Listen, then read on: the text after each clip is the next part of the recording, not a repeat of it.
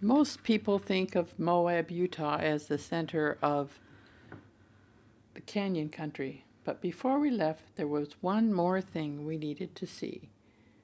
One of Utah's most unique landmarks called Hole in the Rock.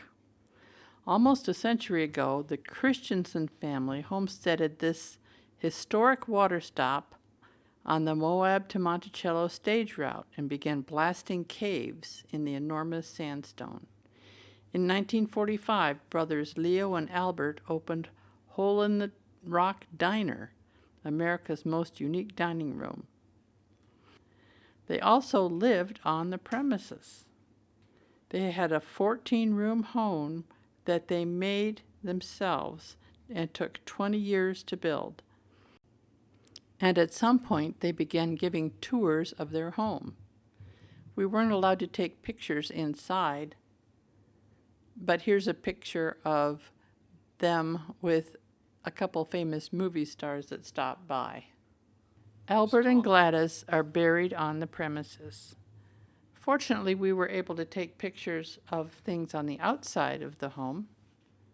This picture shows two things about the home. First of all, Albert was a great fan of FDR and carved a sculpture of his face into the rock.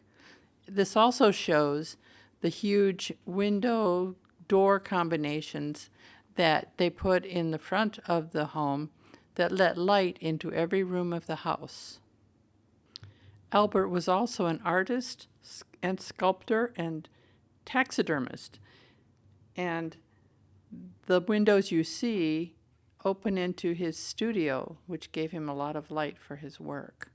He was also a fan of nostalgia, and as we wandered around the grounds, we saw lots of works of cowboy art, signs, even a Verner's sign, and a Wonder Bread sign, even this rare Titanic sign that says Southampton to New York.